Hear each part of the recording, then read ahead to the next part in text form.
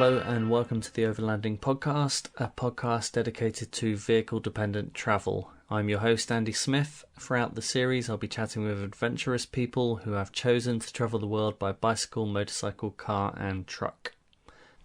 The aim of the podcast is to discover what motivates people to embark on life-changing journeys and to hear some incredible stories along the way. This week's episode is very much aimed at people who are thinking about undertaking an overland trip with their kids. We talk with Kirsty Larmour, who along with her husband Tommy and their two young daughters Safi and Indy spent a year on the road travelling in the fairly standard Nissan Patrol under the guise of letters from the Larmours. Kirsty and I discussed the merits of travelling with kids, how they prepared for the trip and how the kids process and interpret their experiences, and whether life on the road is beneficial to a child's development. We also talk about how little stuff the kids actually need and about the benefits of living outdoors and engaging in nature. So without further ado, let's get started. Hi, I'd like to welcome Kirsty Larmour around. That's how you pronounce your surname, right? I'm getting that correct. It's actually pronounced llama, like as in the South American animal. But everyone says Larmour and thinks that it's French, so yeah. Okay, well, yeah, I've been pronouncing it wrong all this time. That's fine, everyone does. Anyway, I'd like to welcome you round the campfire, Kirsty. We're round the virtual campfire. Thank you. We just take a second to appreciate the sound of the campfire. Nice. Hi. We've been in contact for a little while now, haven't we? It must be... We have, yes. Nearly 2 years, I guess, maybe. Yeah, I think it was when you guys and we were trying to all get visas to go to Russia, and it was all proving a little bit complicated, wasn't it? Yeah. And so we started talking to each other about different embassies that we've tried and different routes that we've tried and stuff, and realised that we were going to be passing through some of the same countries, although we actually ended up passing through the countries at different times, didn't we? Yeah.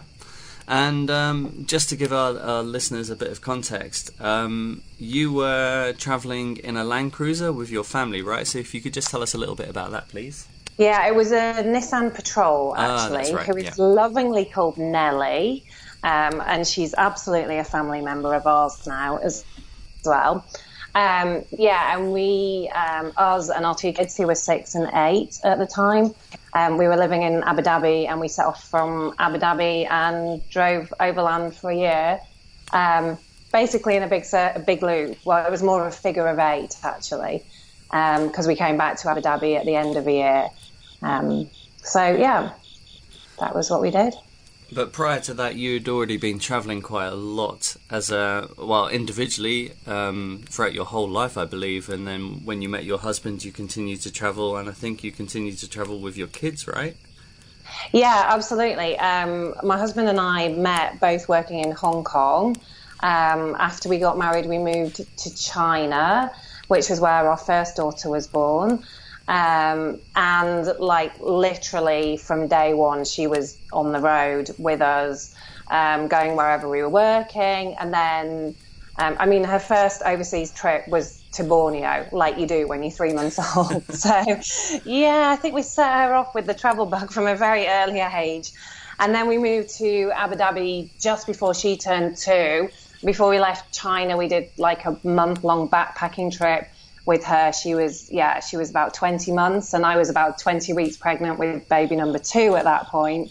And, we're just those kind of people, like having a baby and being pregnant doesn't put us off seeing the world. And then we moved to Abu Dhabi, which gave us a whole new region to explore.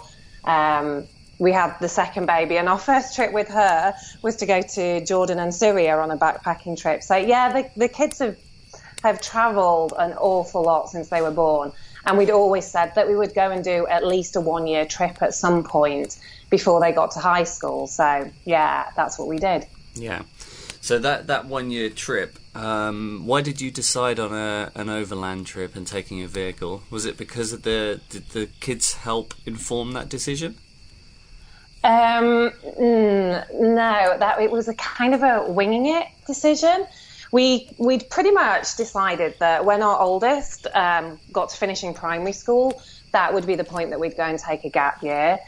But after quite a long time in Abu Dhabi and having done, several other overlanding trips in different parts of the world, mostly where we'd hired a vehicle, or although we'd done quite a bit around the Arabian Peninsula, like down to the border with Yemen and places like that. My husband's project that he'd been working on for 7 years was coming to an end, and our apartment lease was coming to an end. And we just decided, like, heck, if we don't go now, we might miss the opportunity. And literally within 2 months, we put our stuff into storage, pulled the kids out of school, bought a new car, which was the Nissan Patrol, which was at that point 16 years old, had a tape player in it, like we absolutely winged it, and we chucked the tent and some deck chairs in the back of the car and a stove, and off we went. It actually, although we'd always said that we would do something, we didn't really know what we would do, and when it came down to it, we were like, oh my god, we've got a chance to do it, like let's just go. And that's what we did, totally winging it, planning it so quickly that we actually just didn't really have time to think until we were on the road. Yeah, and I think that's reassuring to hear, because I think due to the kind of growth in the overland scene, I don't know if you've been aware of it kind of as much as we have in the UK, but certainly in the kind of 5-6 years that we've been interested in travelling in this way, we've seen a massive growth in the market through new products, new companies, and by the sheer amount of people that are now undertaking overlanding trips, and the kind of big expos that are popping up everywhere and the travel film shows, there seems to be a kind of a new interest in overlanding, because obviously this kind of thing has existed for a long time and people have done it, taken big long overland trips since the vehicles were invented. But now it seems to have a scene. Yeah, totally. And I think we're like the opposite end of the spectrum to these people that are really over prepared and have the big rigs and everything. I mean, we had a small Jeep before that, and we literally were like, we need a bigger car. We couldn't afford a Land Cruiser or a Land Rover, which are obviously, your typical classic overlanding vehicles. But Nissan Patrols are like everywhere in this region. So we picked one up cheap that was, like I say, 16 years old. It wasn't set up at all. And we just chucked our stuff in the car and threw our kids in the back seat and went, Yeah. And we'd done enough camping and enough traveling to know the kind of things that we needed. And we just figured, anything else, we'd just pick it up along the way, which is exactly what we did. I mean, we really threw ourselves in the deep end, because obviously the first country that we went to was Iran, which is to most people quite an unknown. To us, maybe not quite so much, because we've travelled around, the Arabian area so much, but still quite an unknown. And so that was our first country. And, suddenly we're driving through Iran going, oh, heck, what have we done? What are we doing? We know nothing. And our kids are in the back of the car. What's going on? But I really believe, like, if you get an opportunity, just go for it, like, do it. And definitely don't let kids hold you back on it. The people that are like, oh, we need so much stuff because we've got kids, blah, blah, blah. I'm like, really? We homeschooled our kids for the year. I just bought a whole load of books off Amazon. I'm not a teacher. And the girls did great because they wanted to stay up with their friends back home. We were really lucky that the school that they were in prior to that was very supportive. And they sent us the curriculum every term. But we weren't very good at following it. And, we're like the classic winging it family. We really are. But I think there's a lot to be said for that, though, because I think the hardest step is making, that decision to leave, and then to actually get in the car and go is the hardest bit. And once you've got past that, everything else is relatively simple. And even if you think you are unprepared, which you might not have been as prepared as some people in their massive, great big Mercedes trucks and whatever else, but you were prepared in the fact that you had done a lot of travelling before. And I think that kind of experience is invaluable in the way that we travel, and it's not so much to do with your equipment. I think it's more to do with attitudes.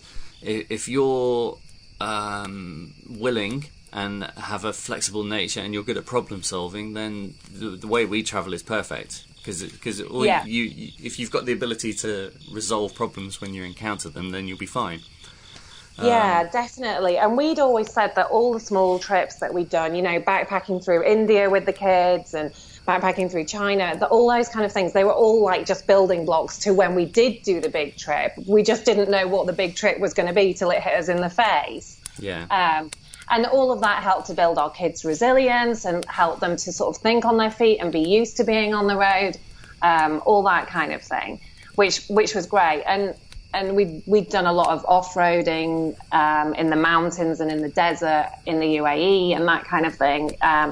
The kids, kids love camping. I'm not so keen on camping, but kids absolutely love it. So all of that side of it was really absolutely fine. And you're right. Like if you're doing that all along, then I think your mindset's in the right place, that you can actually just get up and go.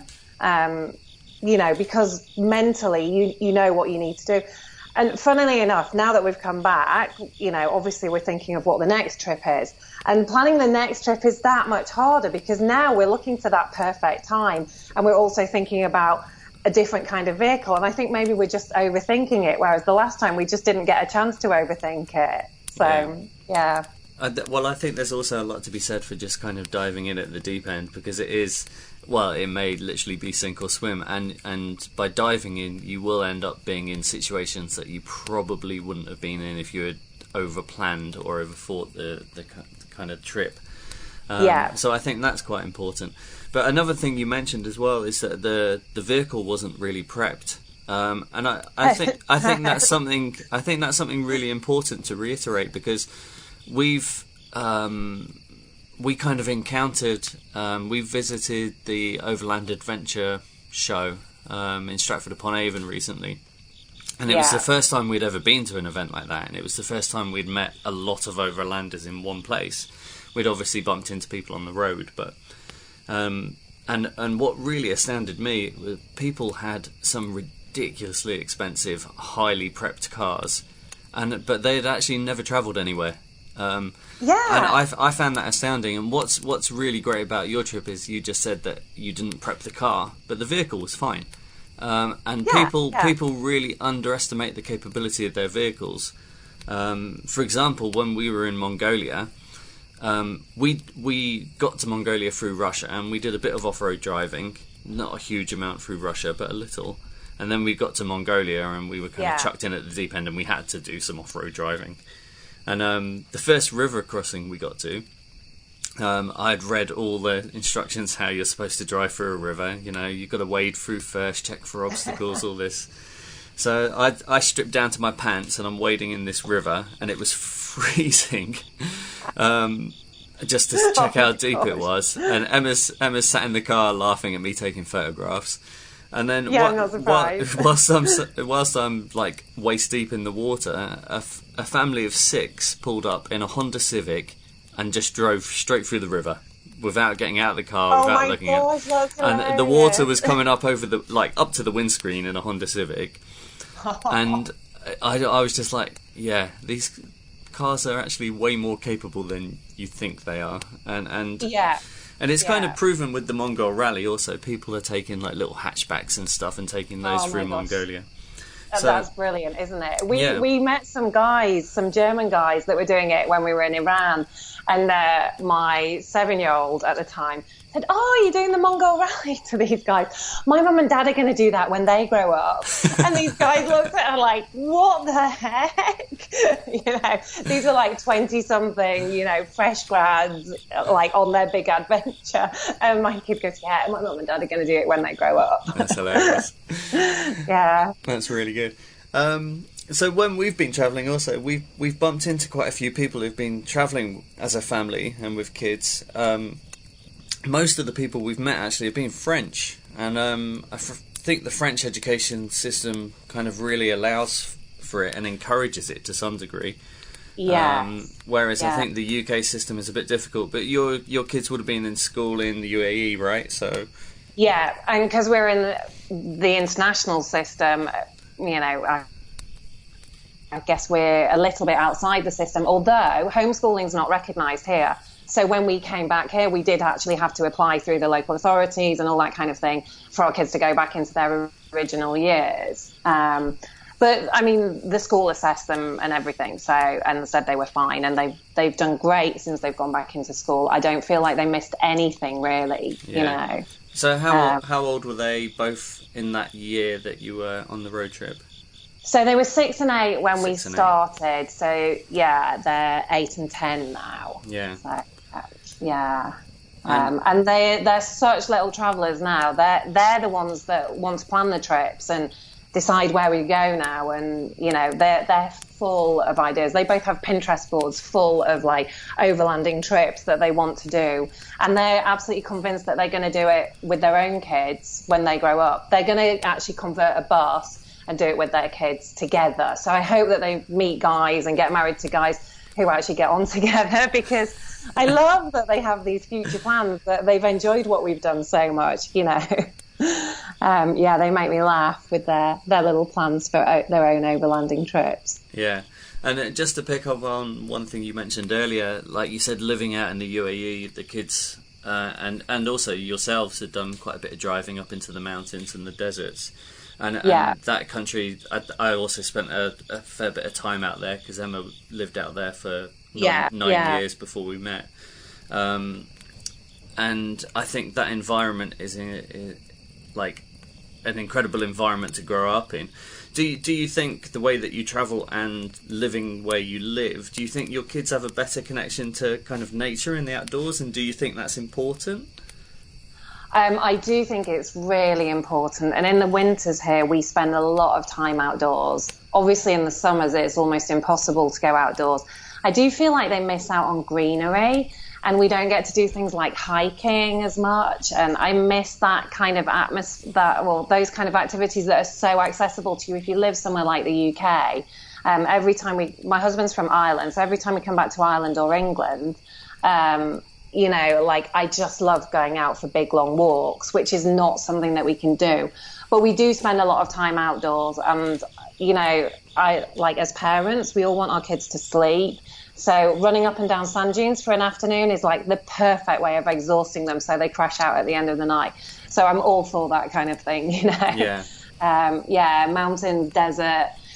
I just think you've got to make the most of whatever environment you happen to be in. And we are quite outdoorsy kind of people, yeah. Yeah, and do you think that kind of being outdoors, well, for example, the kind of thing I'm getting at really is that you can teach biology in a classroom, or you can teach kids, actually out in the field. And I think one thing that I think is so beneficial to taking kids on a trip like this is kids learn through playing and experience.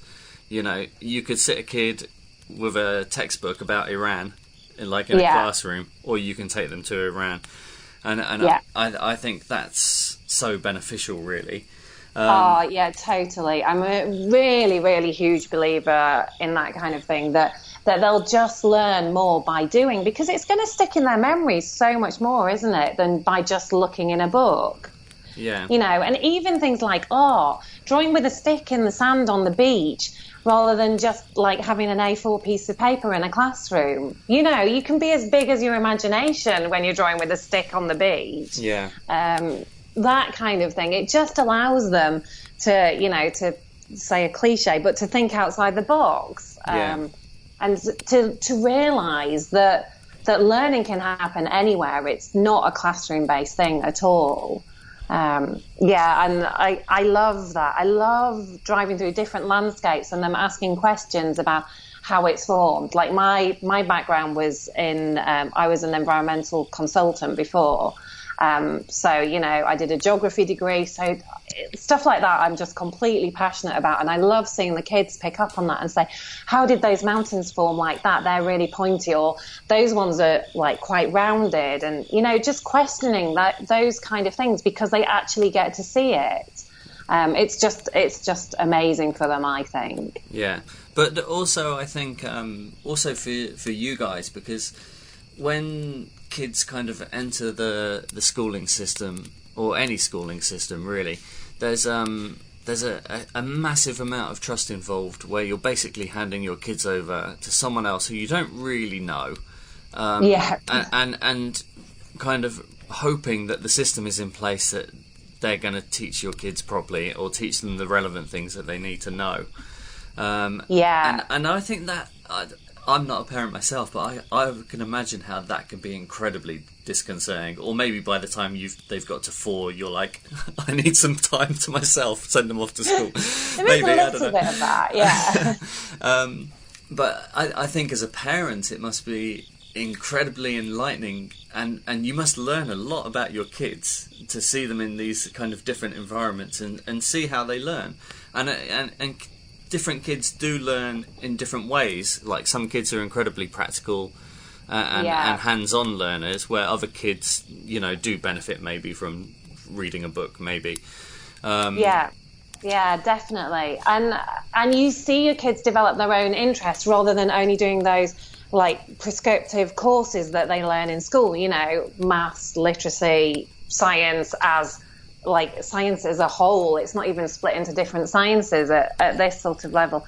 So you see which areas they're really interested in, and then you can lead them that way, and you can develop, and especially when you're traveling like we do, we can make a detour and we can go to a place to see something different. We can, if one kid's taking an interest in a particular kind of art, we can detour to a city that's got a gallery that specialises in that if we want to, because we've got our own vehicle and we're completely in charge of where we go and what we see and what we learn, and it's totally interest-based.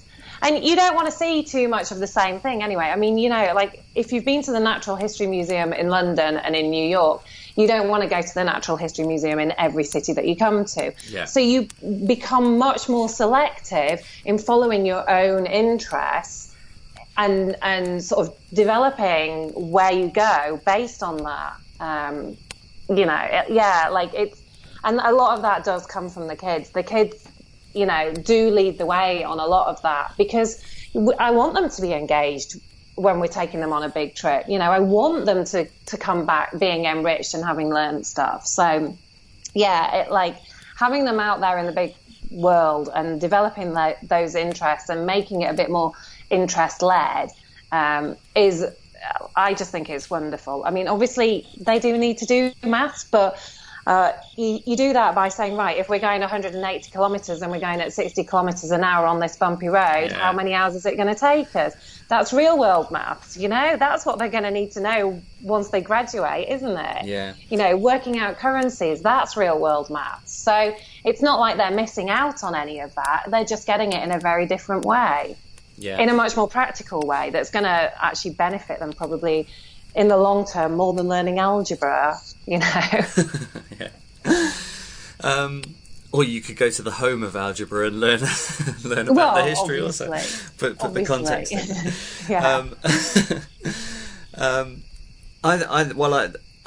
You're preaching to the converted, talking to me, because I think the benefits of it far outweigh the pros far outweigh the cons for sure.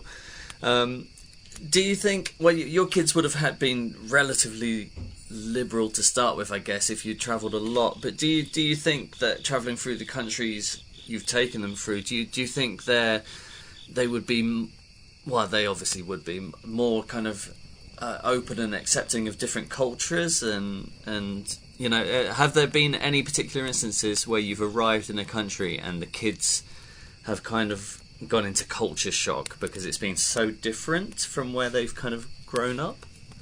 I don't think so, no. I mean, the school that they were at had 55 different nationalities.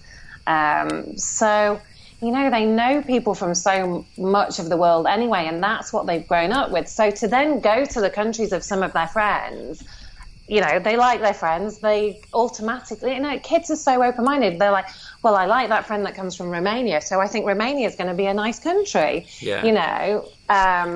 They don't go in with any kind of misconceptions about people from different countries. I mean, their favourite country was probably Iran, because they just got fed everywhere we went. I mean, it was ridiculous. They could have eaten for free for the whole month that we spent there, because people just kept giving them food. And what I loved was it was healthy food. It was like bread and fruit and stuff. It wasn't sweets all the time. So people were just so friendly, and they weren't really hassly to them. Like when we take them to China, because they're cute and blonde and blue-eyed, they just get harassed the whole time.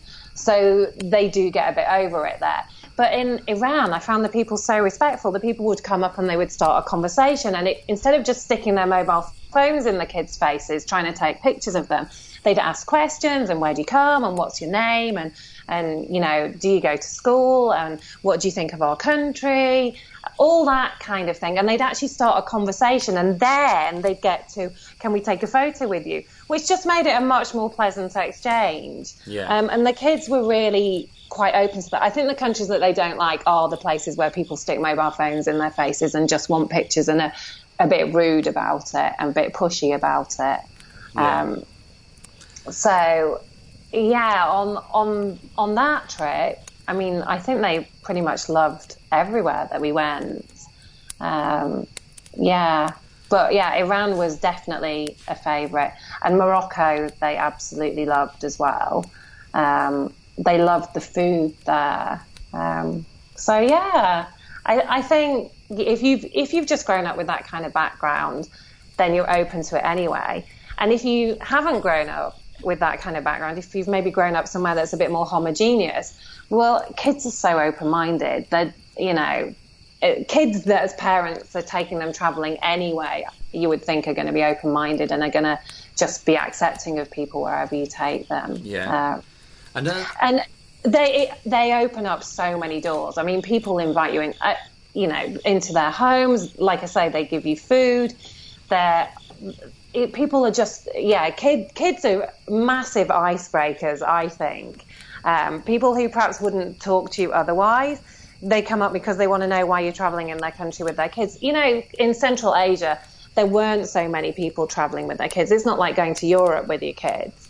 And so people would just come and chat to us everywhere, which is fab, because it just leads to so many great conversations. And then they bring their kids out to meet your kids, and suddenly, like, the kids are halfway down the street and they're all playing with a ball together. It's a really, really great icebreaker, I think. And I think that's good, because quite often as an adult you can be a little cautious maybe, or you don't have the confidence, what's the word I'm looking for?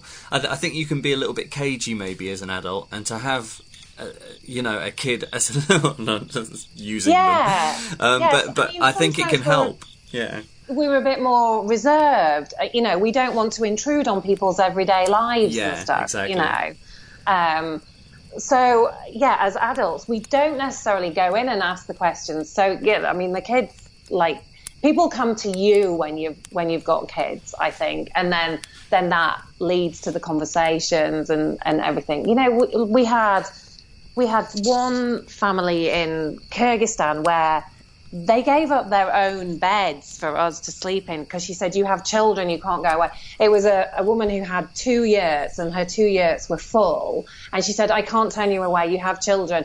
And we didn't actually realise that it was their beds that they were offering us to sleep in until we all went to bed, and they pulled out mattresses in the main room, and they all slept there. And we felt so bad, but she was like, no, you're my guests and you have children. And the four of us squished into their one huge double bed. But that was the way it was. She just wouldn't let us drive away and try and find another yurt that we were going to stay at. Which is, people are so hospitable. It's a real lesson, because I think sometimes, in our Western cultures, we're a bit closed to that. We wouldn't just open our home to complete strangers sometimes. So It's a real humbling lesson, that kind of thing. And I love it, the interactions that it leads to. Yeah, it's great. I think that kind of openness and acceptance is certainly something, you know, for a Westerner to be placed in that and to experience it. And we've both travelled through all those. Well, pretty much every country we've been to has been like that outside of kind of Europe. People are so incredibly welcoming, and it is, if you've never experienced that before, that can be absolutely mind-blowing and incredibly humbling. And one thing I was chatting to someone else about recently was kind of cultural exchange, and I think it's equally as important to the people in the countries that we visit, that they see how we live and travel and what we can offer them.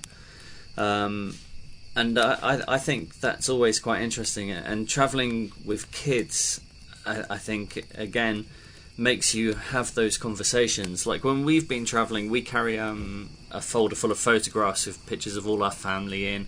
And that's also very easy to show. You know, if you turn up to a family in Mongolia, they can easily distinguish, you know, mother, father, grandfather, and you know, they can kind of understand how the family unit works. But if you turn up with the kids, you know, and the kids are playing, you know, the kids might have a slightly different way of playing to their kids because their kids have grown up in the Mongolian steppe.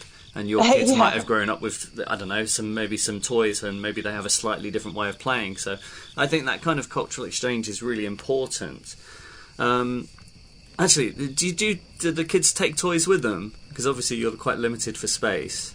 Yeah, they have some. They had a rucksack each, and then they had a box full of school stuff and kind of crafty stuff, and a box with games. You know, they had like a rugby ball and a kite, and cards and a few little games, but not too much.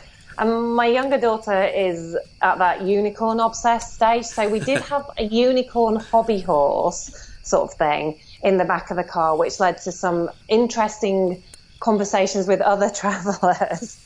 Like, oh, you're the people with the unicorn in your car. Yes, we are. Yeah. But again, that could also lead to interesting exchanges, because say for example, if in Central Asia they might not even have a unicorn within their cultural reference points, because obviously it's for you to pull out a horse with an ice cream cone stuck on its head, it must be quite interesting for them, because they might not have that reference point.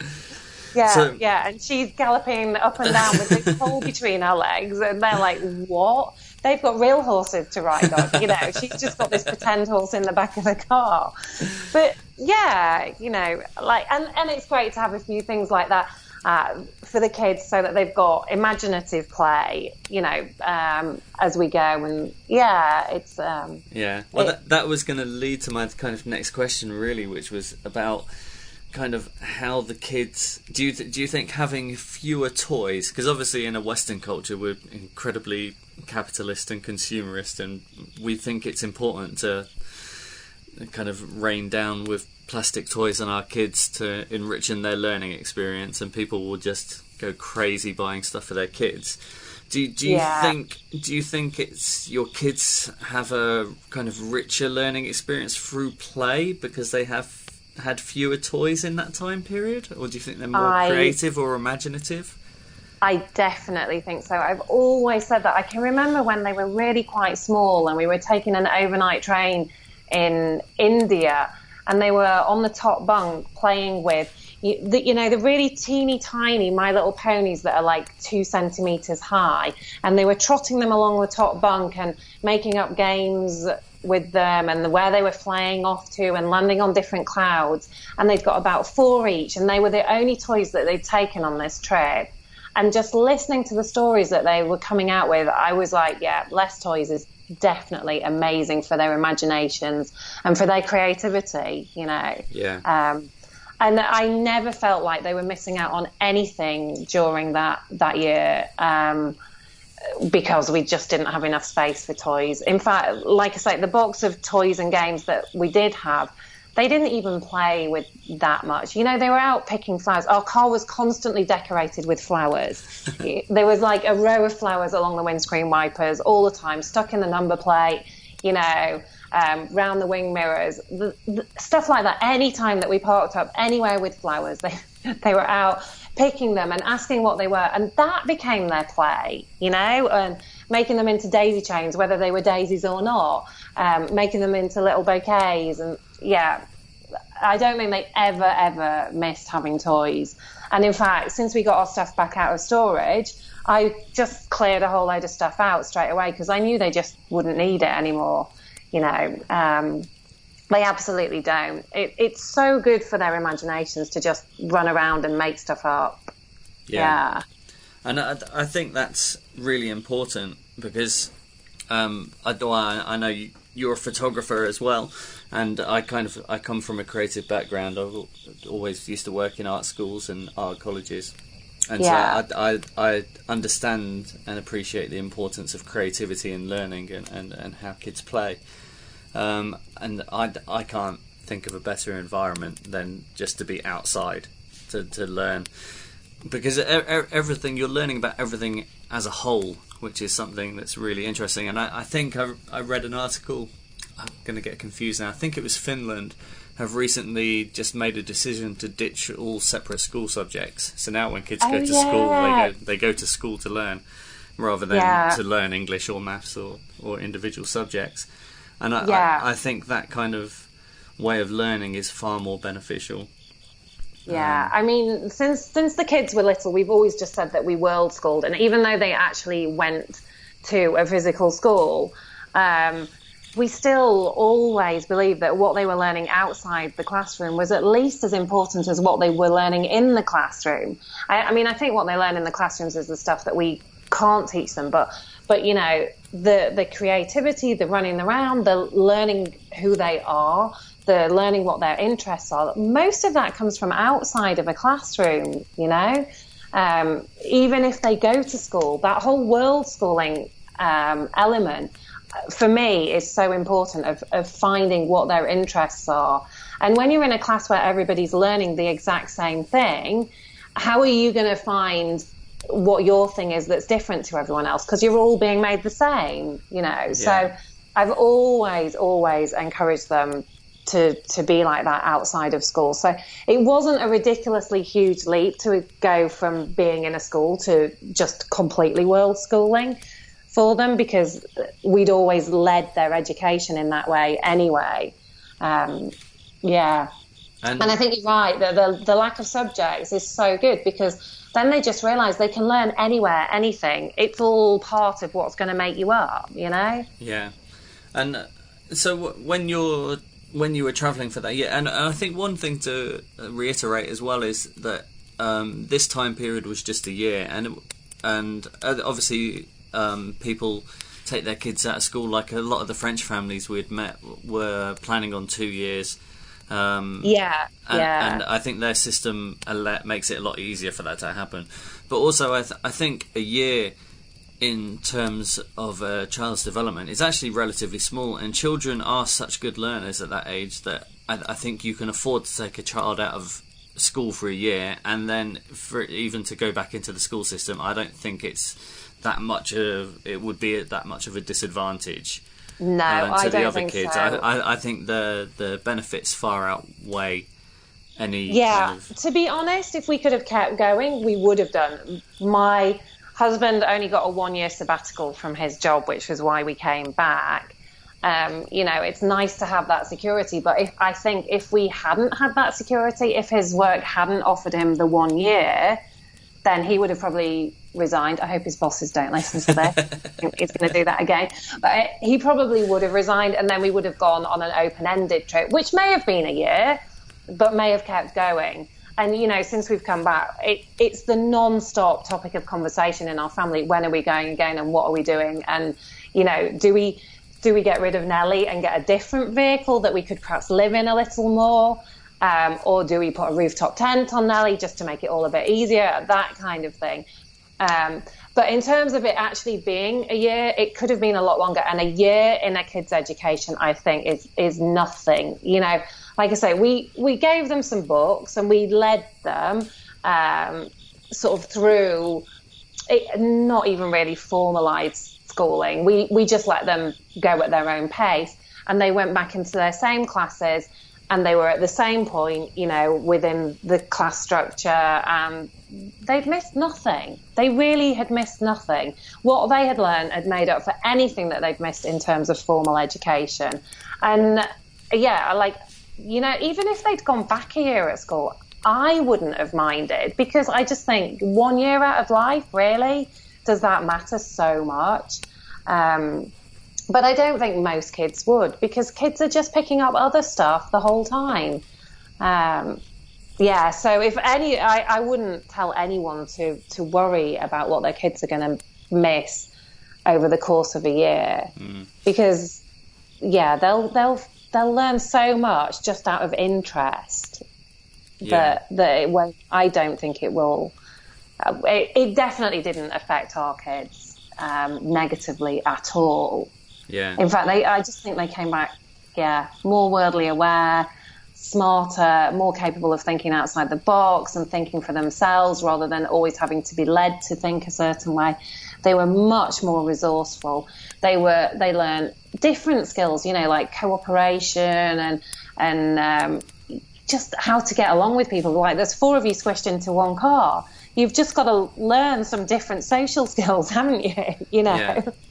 And I think it's important because there must be obviously times when you've got extended travels, period travels where you're driving for quite a few hours a day, and like I don't know. I guess we've talked about the pros a lot.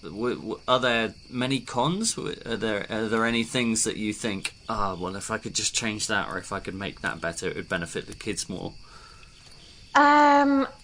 No, not in that respect. Like my cons were literally things like camping, that because we didn't have a rooftop tent, we had to like half empty our car every time we camped and stuff like that, which just drove me insane by the end. So the cons were purely practical things, you know, that perhaps with a bit of extra time, instead of just winging it, we would have made the car more trip ready. It would have made it more convenient. It was stuff like that. That was the stuff that maybe didn't feel quite right about how we did it the last time, that we would change for another time. But in terms of the kids' education, or whether we would spend more or less time driving, you know, they're very adaptable. We tried to keep actual driving down to no more than 4 hours a day. But of course, there are always some days where you just need to go for 10 hours because you just need to.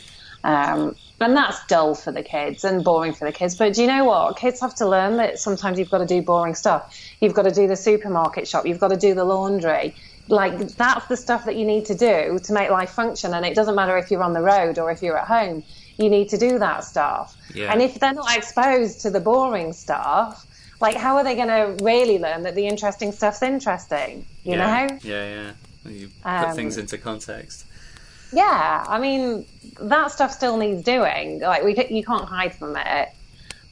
So they become part of it, and they learn about teamwork, that, you know, well, if we all sort of work together, you go off and find some firewood and I'll start cooking dinner and you two start putting the tent up. Well, then we're going to get it all done quicker and we'll all be all set up quicker. And I really like that aspect of all working together and all having different roles and stuff. Well, you're kind of, by doing those activities, you're teaching the kids in a practical way a lot of the same things they'd learn with a team sport, for example. Like you know, a basketball team works as a basketball team because everyone's got their own little function. But here you're actually doing something practical, which is, you know, where the outcome is like maybe dinner, for example.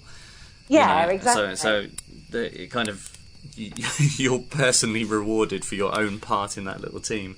Yeah, like, don't sit around and whinge about dinner not being ready. Actually chip in and help, and then it'll get done faster, won't it? Yeah. You know. I think, and they learn that like their little niggles can become really big things when they're happening in a relatively small car. So that sometimes you've just got to let some of those things go, which for kids is quite hard sometimes. Well, even for adults, it's sometimes hard to let some of our little niggles go. But you really learn a lot about, you know, how to consider other people's opinions and other people's space and, you know, that kind of thing when you're in that very, very small environment with other people. And I think that was, you know, a set of great learning lessons for them as well. When we came back, I said to them, did they want to have different bedrooms? And they were like, absolutely no way. That's awesome that, you know, they still like each other enough to be sharing a room. Yeah. So, and like I say, they really want to go travelling again. So hopefully we'll make it happen again. Yeah. Do you think that because you had the kids with you, do you think you were more overly cautious about where you would take them, or did that not really factor at all?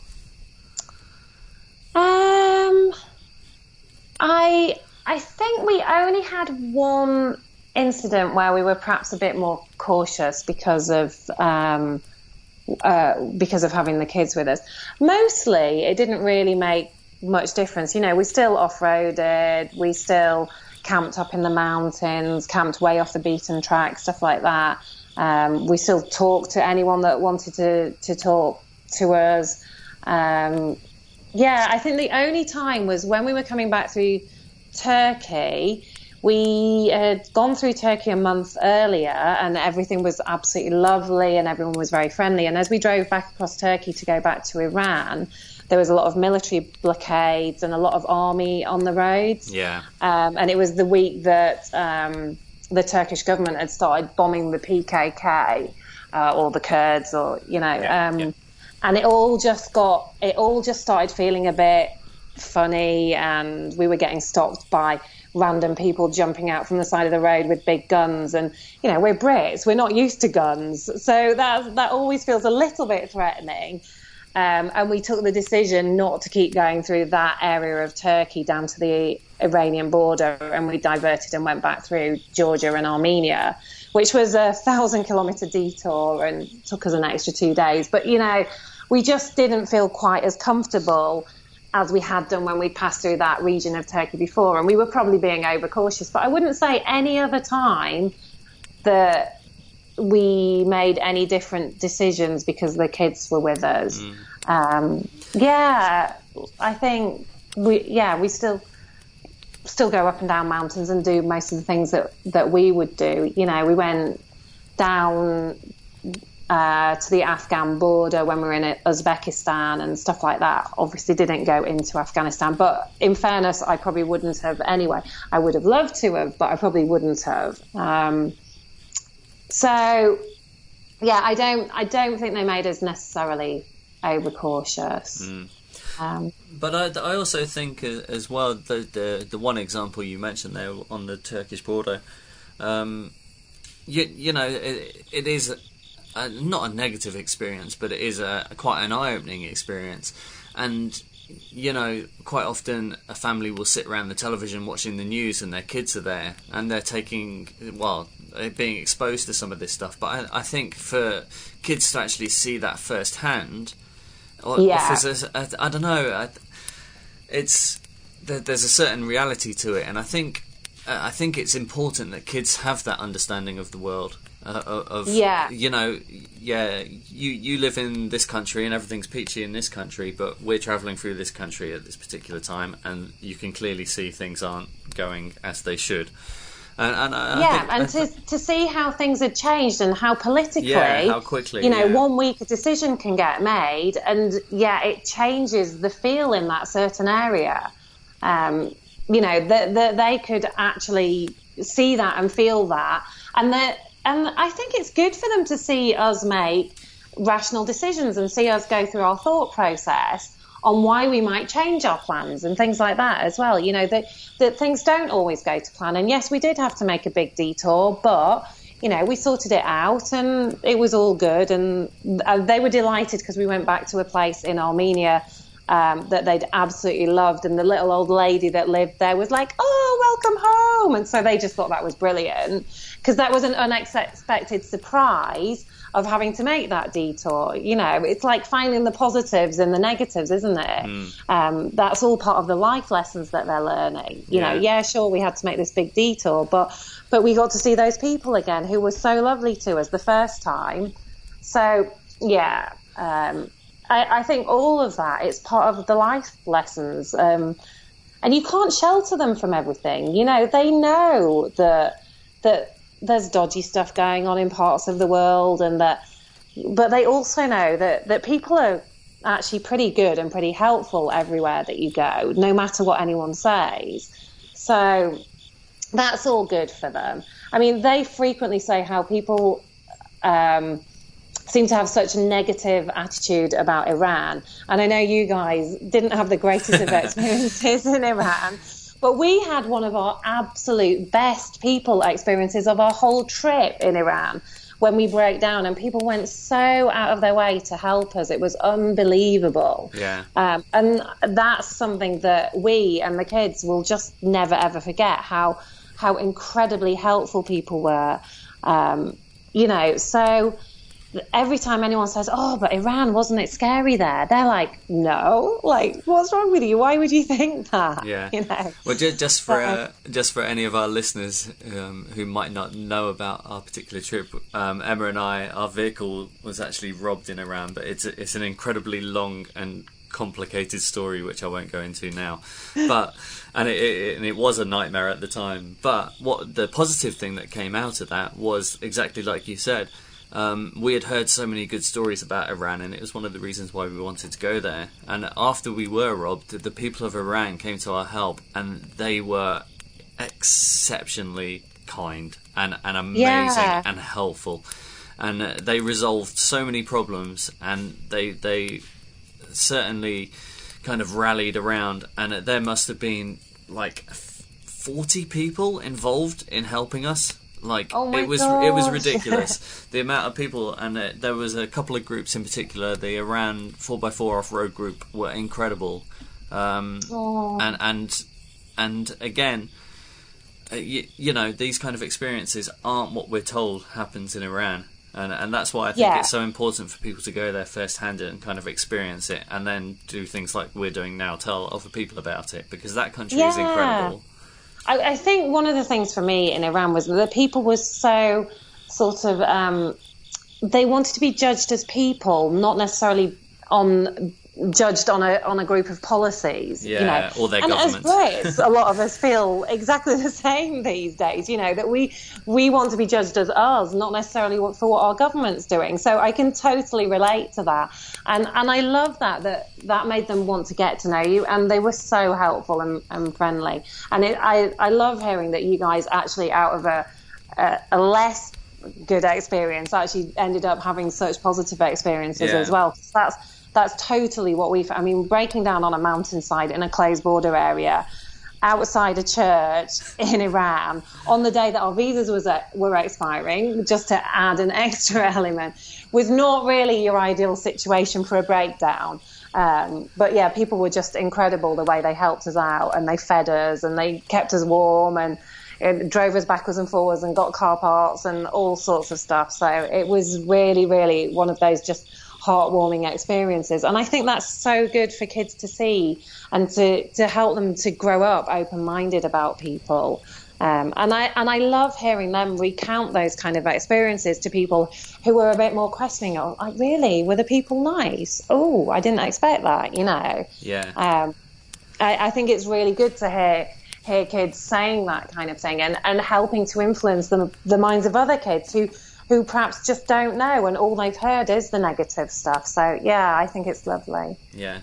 So that's kind of one thing I'm quite interested in is obviously we've travelled through very similar countries, but did you notice a particular difference between the kind of kids' outlook and then your outlook of what you were experiencing as an adult? Were there any moments where the kids would say something or they would come out with something that would just kind of blow your mind completely that you weren't expecting? I'm trying to think. They don't take things in the same ways that we do. A lot of what they take in is very superficial compared to maybe the depth of the history and everything that we're trying to observe. But I really, really don't mind that, because I look back to my own childhood, and my dad was a classical historian and was constantly, taking us around Roman sites and stuff like that. And I remember him being frustrated at my absolute lack of interest. But now I can take my kids to Roman sites and I can tell them, like, this is this and that's that. And I know that no matter how disinterested the kids might appear, they probably are taking in an awful lot more than we give them credit for. Because I just know that was what I was like as a kid. And now as an adult, I realise that I took in an awful lot more than my dad would have probably ever thought, and than I ever probably thought at the time. So yeah, I'm trying to think of something that. Yeah, I'm aware it's a very specific question. I put you on the spot. Yeah, I'll think of something in like half an hour. But I mean, I love hearing their observations on the world. I think they take it back to quite a simple level, and as adults we do often overanalyze things and overthink things, and kids, they keep you quite grounded sometimes and stop you from, they keep you very much on a practical level. Their needs are very practical. They need to be fed every now and then. They need to get fresh water. They need to have a bath or a shower every now and then, and they need to sleep. So, yeah. That's very. Stop by the wayside for the toilet. Yeah. Well, that's very similar to our needs. That's actually something that's popped up in the podcast before. Is that traveling in this way, your needs do become very basic. It is about it's survival. It's about finding water, sleeping, food.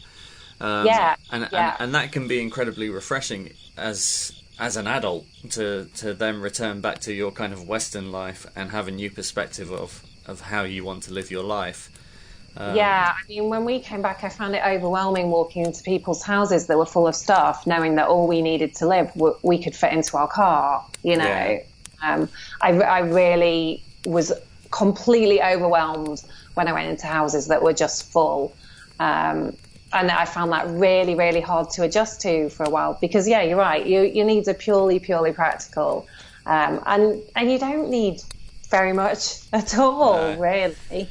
It was making me laugh. One of your podcasts, someone was saying about, when anything goes wrong, you need to have a cup of tea. And my husband and I were laughing, saying, I don't think we've ever drunk so much tea as that year. Because we constantly we were like our granny flask full up with hot water.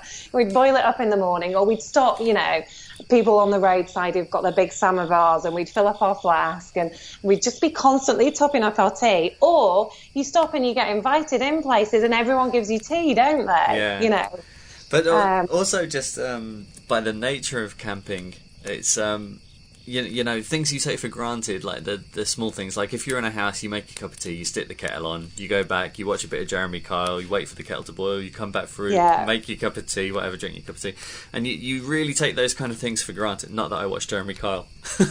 Oh, really? But that kind of process of making a cup of tea is something that's so incredibly easy. But if you're camping or travelling in this way, depending on what kind of setup you've got, obviously, if you've got a big truck with a cooker in, then it's very similar to making it at home. But the way we travel, we have a tiny little stove. We have to fill the stove up with petrol, pump up the stove, light the stove. I think we've probably got the exact same stove. Yeah. And making a cup of tea then turns into like a 15, 20 minute, sometimes half an hour thing. By the time you've washed all the dishes, you filled up a bucket of water to wash the dishes in. It can be a half hour thing. And I think that's something quite important that keeps you grounded, because I don't know, it kind of goes to this kind of mindfulness thing that's incredibly trendy at the moment, where you kind of take stock and slow down and think about what you're doing, because making that whole cup of tea is a long drawn out process just for one cup of tea. And a lot of people said to us before we left, but what will you do all day, thinking that we would just be sat around reading books all day long with our feet up? But it's not. Oh, I would love it if it was like exactly. that. It's very difficult to find any time in the day that's not being taken up just kind of living and surviving. And I think that can be quite humbling to remove all the luxuries and just take it right back to basics. And it gives you a kind of new perspective on life, which I think is quite valuable. Yeah, it's a real, like, appreciating the small pleasures, and then you can sit and have your 20 minutes with your cup of tea and just take it in. But then you've got to pack everything up again and get it all back in the car, and everything's like precision placed in your car so that it doesn't rattle and it doesn't move, and so that you can get at it when you need it. And you have that small period of time where you sit and appreciate it. But then you're working all the time. Your life is as busy as if you're going to work and doing a job. And I actually did keep working while we were on the road. So poor Tommy was the one that was doing all the logistics. So, it's, people think that you're on a big holiday, which, kind of you are. But there's still an awful lot of work. All the same stuff needs doing. And some of that everyday stuff takes that little bit longer and takes that bit more of your day up. So just one thing you mentioned very quickly. I'm aware we're approaching the hour, but just you mentioned there that you carried on working, and that's one question we always get asked whenever we're traveling. Is people always ask us, how do you afford to do that, and do you have an income, and having an income on the road? And you work as a photographer, right? So how were you working then on the road? Were you selling stock imagery, or? Yeah, I do photo shoots as I go, and I'm really lucky because I live in an expat environment, so people have always got friends that are in different places. So I did photo shoots as we went. Mostly that was in Europe, but I have some clients who have got friends that are expats in different places, or clients who moved back to different places. I had one client from here who'd moved back to Germany, and when they saw we were passing through Germany, said, could you come and take pictures of us in our new home? So stuff like that is perfect. And I can capitalize on the business that I have in Abu Dhabi. But I also do stock photography, which a lot of my work obviously is of the kids. It ends up in like travel brochures and that kind of thing. So, little kids, running past a yurt in Kyrgyzstan sort of thing. Yeah. That kind of thing is the stuff. And I was really, really lucky with that year. We had to come back to Abu Dhabi in the middle of the year to renew our visas. So I saw a whole load of Abu Dhabi clients. And with that, plus the stock photography, plus photo shoots on the go, actually almost paid for the whole year as we went, which wouldn't necessarily be a situation that would happen in future.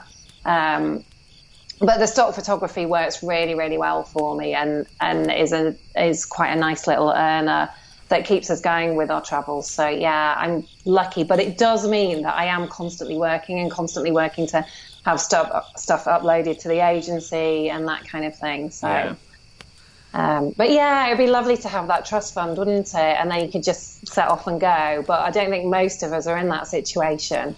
We wouldn't have bought a 16-year-old car if we were in that situation. Exactly. With a tape player. And like 3 years on, it's still got a tape player in it. We've still not replaced it. So. Do you actually use the cassette player, or do the kids find it hilarious when you pull out a cassette? They didn't even know what it was when we bought the car. So we got this tape that plugs in, and it's got a lead, and then you plug it into your iPod or your iPad, and we can make podcasts and stuff through it. So we're fine. Yeah, that's pretty funny. I think that is the dream, isn't it? A lot of people, certainly a lot of people I've spoken to recently, actually some of the podcasts I haven't uploaded yet, that's one thing I have to remember, is that the conversation I had last week, the whole audience might not have heard it yet because I haven't uploaded that particular podcast, so I have to keep on reminding myself that. But a lot of people I've spoken to recently are finding ways to monetize their trips by writing books or making films, and I think that's quite often the holy grail for people that travel this way. They kind of get addicted to it and then try to search out a way to monetize what they do so that they continue doing it, so it becomes self-sufficient. And I think that's something I'm going to do a specific podcast on in the future, because I think that would certainly benefit a lot of people. Yeah. Like people really do. They want to know how you afford it, and we afforded it because we always said we would do it. So it's something that we always saved for. So we already had that little pot of cash because it was a priority to us. But we were very lucky that I was able to earn as we went as well, which did put us in a fortunate position. Okay, just a couple more things, just very, very quickly. I'm aware of the time, but after this trip, you also took the kids on a trip on the Trans-Siberian, right? Is that correct? Yeah, we did. Yeah. So because they really enjoyed Russia, and they got a real thirst for that, and they said they wanted to do the Trans-Siberian. So we'd kind of said, okay, well, maybe we'll do that as a different way of traveling for the next trip. And as I mentioned, Safi, our oldest, was born in China. So she got a bit of I want to go back to China. You know, you took me to the Great Wall and the Terracotta Warriors and all that kind of thing. So we actually ended up flying to Hong Kong and then taking the train all the way through China to Beijing, and my husband flew and met us in Beijing, and then we did the Trans-Siberian, and then once you get to Moscow, it's only an extra 2 days to get to London, so we actually just carried on to the UK and decided to see family and spend 2 months on that trip this summer. So a totally different kind of overlanding trip that time. Very good. And just one thing to finish on, is there a single piece of advice that you would give parents who are considering travelling with their kids in a vehicle? That you need an awful lot less stuff than you think. You just don't need all the stuff. I say that to any parent that even wants to just go on a 2-week holiday with their kids. You just don't need all the stuff. I often say that I was lucky because I had my first baby in China where we didn't have all the stuff, you know. So I learned to have to just wing it. And maybe because I never had all of that first world stuff when I had a baby, that just became normal to me. But I just think you just don't. Like, let your kids get bored. Let them make things out of sticks, you know. Let them pick flowers. Let them draw in the sand. You just don't need all the stuff. Yeah, I think that's a valuable lesson that we could... My absolute number one thing, yeah. Yeah, I think that's a valuable lesson, actually, that we could all learn from. It's in all aspects of our life. I think it's... Yeah, I think so, probably, yeah. I think it's definitely certainly something, we could learn from. Okay, I've thoroughly enjoyed that. That's very good. Thank you very much for your time. Fab. Thank you so much for inviting me on. It's been really nice. No problem at all. I think it is glaringly obvious that both Kirsty and I agree that travelling with the kids is clearly beneficial to their development and education. Kids are information sponges, and there is certainly no better way to learn them through experience. The benefits of studying geography, biology, humanities, history and art, amongst other subjects, first-hand are massive. To experience how the ancient world lived at one of Turkey's incredible archaeological sites, or to witness how mountains are formed by looking at rock formations as you drive by, has to be way more interesting to a child than reading about it in a book. Travelling with kids not only helps them, it gives you a new perspective on the world around you, by seeing it through a child's eyes. It's my personal opinion that overland travel forces you to learn and have an understanding of nature and the world around you. For me, it is one of the most important things we can learn in order to make the world a better place. If you like the show, please subscribe on iTunes and write us a review. We love to engage with our listeners, so please find us on Facebook /The Overlanding Podcast. You can also find us on Twitter @Overland Podcast. We are also Overland Tribe leaders on the new social media platform just for motor enthusiasts, Drive Tribe. So sign up, search the Overlanding Podcast and join our tribe for unique content. Please share, like, bump and give us a thumbs up all over our social media channels. We are still searching for people who undertook overland trips in the 60s, 70s and 80s. If you're an overlander yourself and have an interesting story, we'd love to hear from you too. Email us at Around the World in 800 Days at mail.com. Subject heading podcast interview. You can also get in touch with us via our website www.theoverlandingpodcast.com. Okay, many thanks for joining us again round the campfire. That's it for this week. Goodbye.